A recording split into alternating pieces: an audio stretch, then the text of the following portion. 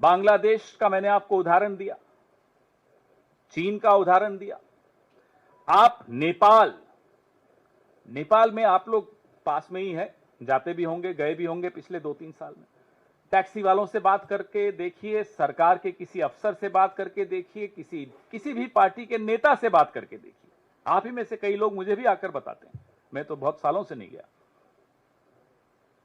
जो anti India sentiment है नेपाल में, 10 साल पहले नहीं था। नेपाल में जब इतना भारी भूकंप आया, और हमारे मोदी जी कहते हैं कि वो भूकंप की जानकारी उन्होंने नेपाल को दी थी आने के बाद, मतलब उसके बाद भारत ने वहां बहुत सहायता की। लेकिन नेपाल आज चीन से इतना समीप आ चुका है। अब ये बताइए, सरेंडर नीति आपकी नहीं है तो क्या है?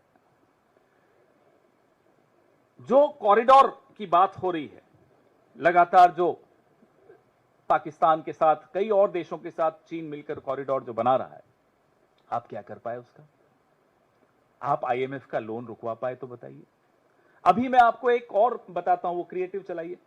अभी कुछ दिन पहले का मैं आपको 1 जून का फोटो दिखाता हूं आपको, बड़ी इसमें, ये 1 जून को प्रधानमंत्री जी मिल रहे हैं Asian development bank mister Masato Kanda से।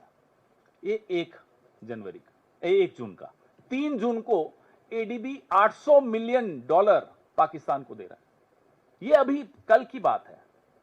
ये 1 जून फोटो देखिए, नतमस्तक हाथ जोड़कर बैठे हैं, और 3 जून को देखिए क्या हो रहा है। अब बताइए, नरेंद्र सरेंडर नहीं है तो क्या है? और ये फोटो देख करके आपको लगता है भारत ऐसा कभी कर सकता है? भारत का कोई और प्रधानमंत्री कभी ऐसा कर सकता है? नहीं कर सकता। ये स्थिति हमारे देश की एक कायर प्रधानमंत्री ने बना दी। आप के साथ एक और नवरत्न है आपके कैबिनेट में, क्या नाम है? पराजय शंकर। अब पराजय शंकर चुप है बहुत दिनों से।